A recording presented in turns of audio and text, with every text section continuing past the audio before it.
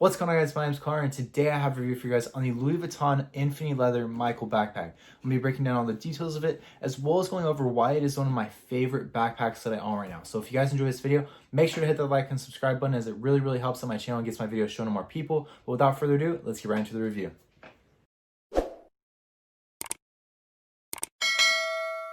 Alright guys, so the first thing I want to do is give you guys a good look at the bag so you guys can see what it looks like. There are going to be 3 compartments right here, and the whole bag is going to be Infini leather. You guys can see one zipper right here, one zipper right here, one zipper right here, the leather detail right here, as well as the top of the back side. It will say Louis Vuitton Paris with the one single handle right here, as well as the adjustable straps. And then towards the bottom, there will be even more leather details right there. You can see on the straps right here, it will say Louis Vuitton all the way around the adjustable part. And the retail on this bag is currently $3,900. It is completely sold out in store right now. So if you guys are looking to buy, you guys should plan on at least waiting or buying it secondhand.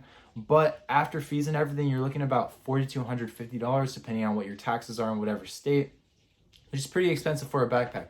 So what I usually recommend when people ask me like, hey, where would you recommend buying Louis Vuitton? I recommend you buying it secondhand from someone who barely used the bag. That's what I do for almost everything, and it works really well, especially if it's something that you're gonna keep, because Louis Vuitton is kind of like driving a car off the lot, you know?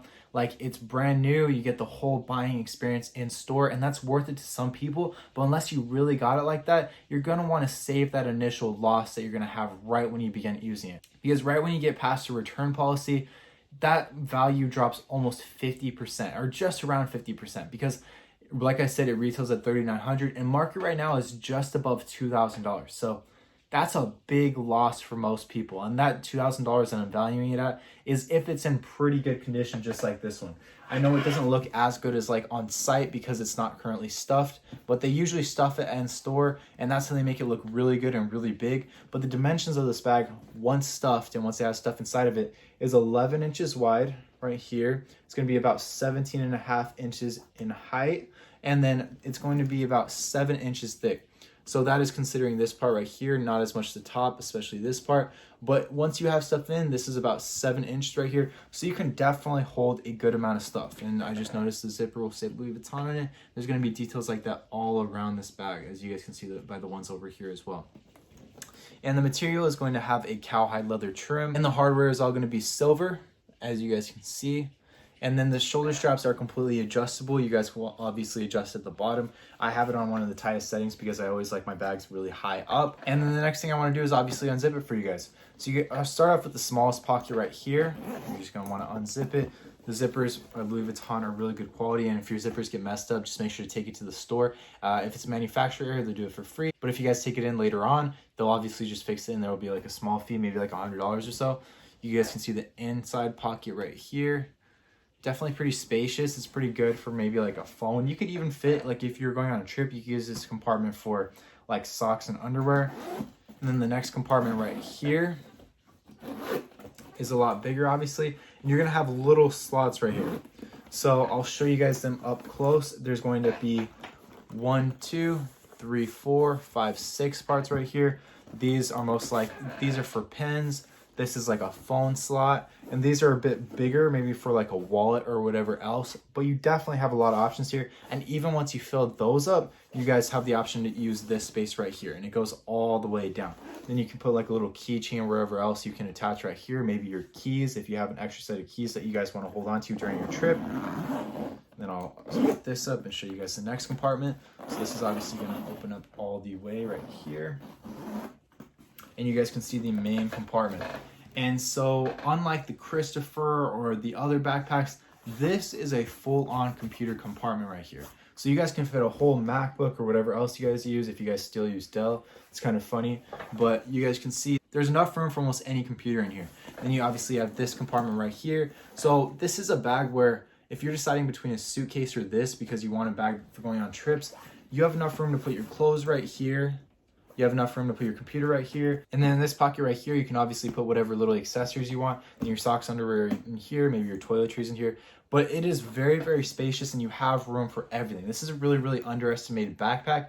And I feel like it's just perfect because You have different spots to put everything in. Everything's going to be really organized, and it's more spacious than the Discovery backpacks and the smaller ones by Louis Vuitton, such as like the Joshua. But talking about the material, it's a little bit 3D, as you guys can see. You guys can feel the material. It's not like the Damier graphite where it's pretty flat. This is pretty much 3D, and every single little dot that you'll see in the graphite right here is really like a little hole that they did. It's very, very detailed, and then every so many squares, you guys will be able to see the Louis Vuitton right here. And it's just a really good looking bag. And then I will show you guys the back side. It will say Louis Vuitton Paris, but this bag can be made in 4 different places. I was doing some research and it said it could be made in France, Spain, Italy, or the US. So if you guys are buying a bag and then on the heat stamp it says a different country, then don't necessarily jump to a conclusion that it's fake. It could still be a real bag because it was made in those 4 different locations. And then my verdict of this bag is that it's really good looking. I think if you guys can get it for under $2,000, it is definitely a good purchase. But a few things that you guys want to consider for this bag are that it does get scratched up and damaged sort of easily. Because of the graphite right here and because of it being 3D, you guys can see that after some wear, it'll naturally start to not crumble up, but you can see like the cracks in the canvas right here. So that will happen after some wears. And also probably the biggest con of this bag that I've noticed from the time that I've been wearing it is that right here, it'll crease pretty easily. So you guys can see it's a little bit creased. It's not too bad.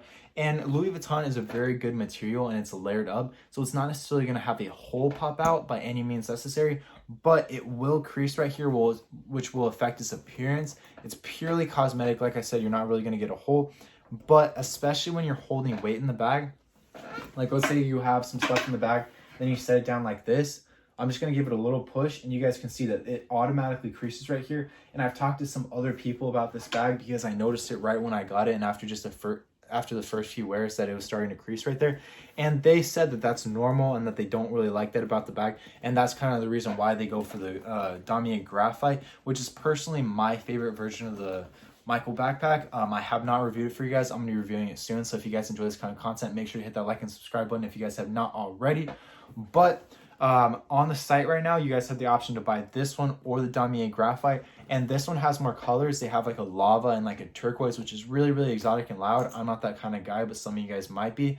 But the Damier graphite, the new one, there's an old one that they released starting out in 2008, and there's a new one that they released in the last couple years. I believe it was 2018 that they started putting it out, and they called it the NM Neuer Michael Graphite Backpack or something like that. And that is personally my favorite. I just bought another one. I'm going to be doing a review soon, like I just mentioned.